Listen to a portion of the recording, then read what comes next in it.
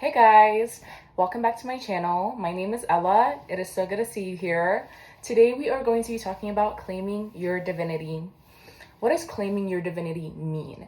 It means being, acting, and becoming your divine self, your higher self, the goddess that you were supposed to be. I feel like life is all about transitioning from the human into a higher being, a God status, someone who's able to live life in control.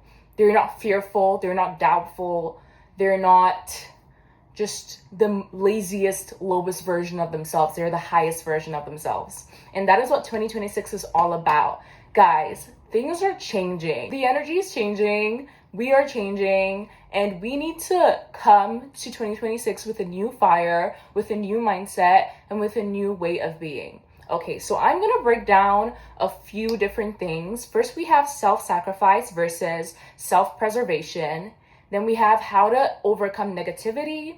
And then we have whimsy is the key to quantum leaping. And then we have act out. Act out. Okay, first we're going to start with self-sacrifice. 2025 was a year that was all about transformation, spiritual advancement, and just kind of coming out of your old self and becoming a new self. And that kind of transformation looks different for everyone. For me, it definitely seemed very rough, very tough, very dark, but it's so important to take all of those tough times and use it as a life lesson, as a learning point to go forward and be better. That's just what we all strive to be on earth. The definition of self-sacrifice on Google says, self-sacrifice is the act of giving up your own needs, desires, or well-being for the benefit of others. Often seen as noble, but can be harmful if chronic. Now, we never know when we're really self-sacrificing, but this is how it often looks. Like, these are the emotions you're going to feel. And these are kind of failure emotions. Because when you're self-sacrificing, you're kind of choosing failure. You're going to feel fearful. You're going to feel resentful. You're going to feel jealous. You're going to feel hatred. You're going to feel self-doubt, low self-esteem. All of these emotions are not normal, natural emotions. You're not supposed to feel this on a daily basis, or even like when things come up, when you're put in situations where you feel like you have the decision or the choice on what you should do, and you always kind of make the choice that's not in your best interest, you end up feeling these emotions. And this is not a good way to live. This is not a good way to be. A lot of the time, we've been programmed to be silent. We've been programmed to take what we get. But it's so important to reprogram your mind, especially your subconscious mind, because that's where a lot of your conscious activities and your conscious actions come from. Now, let's talk about self-preservation. On Google, it says self-preservation is the fundamental instinct or behavior to protect oneself from harm, danger, or death common to all living things. You can kind of see the difference of what like self-sacrifice is and what self-preservation is. In one, you're kind of like putting yourself at the back burner and letting other people control you, letting other people kind of like rule you. But like when you're self-preserving, you're like looking at yourself and saying, I'm the most important thing to me. So I'm going to protect myself from any type of danger. That includes mental danger, physical danger, any type of way that people are trying to destroy your well-being, or you yourself. If you're trying to destroy your well-being, it's important to realize that this is self-sacrifice and not self-preservation. In 2026, we need to live with the divine law of self-preservation because we are claiming our divinity. And the kind of divine higher person that you want to be is not the kind of person that's not going to wake up early, that's not going to go for their goals, go to the gym, that's not going to shadow work, journal, find out all the ways that you've been programmed badly and reconstruct it, because you're old enough to know better. And it's important you take that, just take things into your hands, generate your own power, be a confident person. That's how you are going to self-preserve yourself. The divine law of self-preservation is to be fruitful in what it is you came here to do. When we come to earth, we just don't know anything. We're really happy. We're really full of life.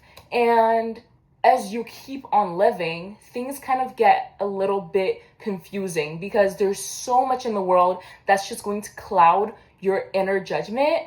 And this is where you need to stop and think, what did I come here to do? When I was younger, what did I like to do? This is where you really journal. Guys, journaling is going to really help you. If you don't know how to get into journaling, I suggest just doing brain dumps. What I've been doing is I brain dump, but the title of my brain dump will be like a song. It'll be like the song of the day, and it'll be the title of the song that I'll kind of use to like, I don't know, it just works out. It works out like that for me. So you can just kind of like have something cool like that, something creative that's going to make you want to journal every day. Because I'm like, what song should I do next? What am I going to learn?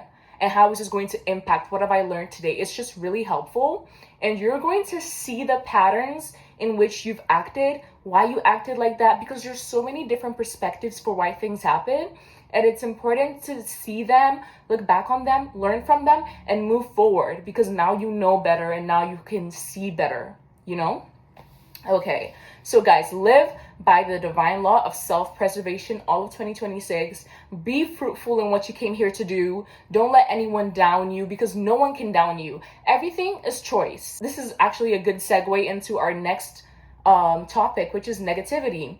Now, negativity is something that is so rampant in the world. If you know universal law, then you know the law of polarity. Everything has its own poles. You have positive, you have negative, you have light, you have dark, you have hard, you have soft.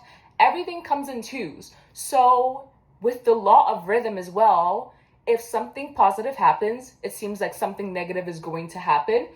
But this is where you need to actually up your mentality, because you can escape negativity by choosing not to fail. Negativity is failure. If you don't know, because by the time you've tried to do something, your negative mind has already told you you can't achieve it. So when you go to do it and you fail, you're going to be like, oh, I knew this wasn't going to happen. You're self-sacrificing. Cut it out. Don't do that. Don't choose to be a failure. Don't choose negativity. Always rise above it. Now, how can you rise above it? Is by using your mental states. Mental transmutation is something you really need to look into. I would suggest reading the Kabbalion. It explains it so well, but you need to know that you're in charge of how you think, because we're not our thoughts. We're observing our thoughts. So journal. Find out where a certain thought is coming from, or if something bad has happened in your life, find out how you can benefit from it. Find out how you can profit from your problems. That's how you transmute. You can't be stuck in your problems. You can't be stuck in your emotions. That's what a low-level human would do. But a divine being is going to overcome it. She's going to rise above it, see it from different angles, and see how she can profit from it. No, just like that, just like that. And it may seem kind of complicated, but I'm sure the more your mind continues to contemplate on it, you're going to find yourself actively understanding and acting in a way that is more divine and more about self-preservation, because it all starts with your mind. Everything is mental. Whimsy is the key to quantum leaping. When life is too serious, your brain goes into survival mode. The prefrontal cortex, which is the creative, problem-solving part of your brain, literally shuts down, and the amygdala takes over. So safety unlocks creativity. You do not want to be stressed. In this world, I feel like a lot of people are fearful, and they push their fear out into the world and try to make other people fearful. But you need to look into yourself and be like, wait, do I have anything to really be stressing over? Do I have anything to worry about? Like, sometimes you can, if you're religious, you can read the Bible or anything, honestly. You can just, like, find ways to understand that, like, what's outside can't affect what's inside. It's supposed to be what's inside affecting what's outside. Don't get it twisted. Don't let the media, don't let what people say to you, like your friends and family, don't let their opinions conflict how you feel about yourself, because you are the same person you were when you were born. Think about your little self, like your younger self, your inner child, how they would respond to situations, how they would think, how they would feel. We didn't have the amount of worries that we do like when we're grown, because we didn't know we were supposed to have those worries. Like, we knew that, like, we had everything to be happy for. We had everything to be joyful for. And that's the same thing now. You need to live in a playful, childlike wonder state, because that's how you're going to attract things that you want into your life. You're not going to be able to manifest when you're stressed, when you're negative, when you're self-sacrificing. No, you're going to be able to manifest when you're living in abundance, when you're living in your childlike essence, which is your divine spirit, honestly. When you're not self-sacrificing, that's all it is. You need to be able to create, because how we live our life is basically how we create our life. Like, we think things are just happening, but there's no such thing as pure chance. There's the law of cause and effect. Every effect has a cause, and every cause has an effect. So you need to think about your thoughts, your actions. They're all causing something. If you choose to live in a prosperous, happy vibe, you are going to, it's going to affect your life positively. That's just how it is. That's just how it is. So 2026 is definitely the year of whimsy. We have so much to be happy for, so much to be grateful for. We're moving forward. It's the year of movement. It's the year of the horse. We are going to talk about act out.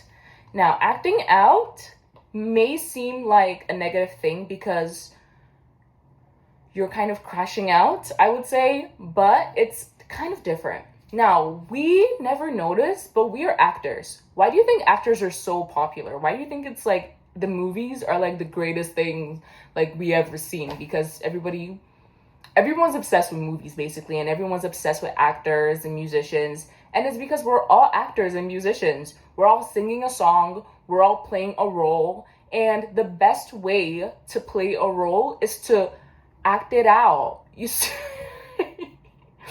Is to know that you're an actor and you're embodying this person that you're supposed to play. Like, for example, look at your name. What does your name mean? That's how your role is, what's tied to you, and how are you supposed to live your life.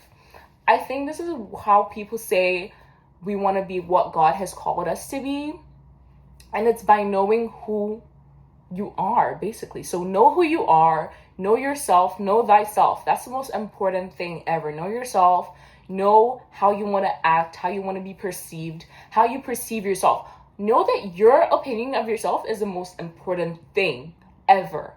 You are your own best friend. Never forget that. And how you live your life for yourself becomes a service to others. And that is abundance.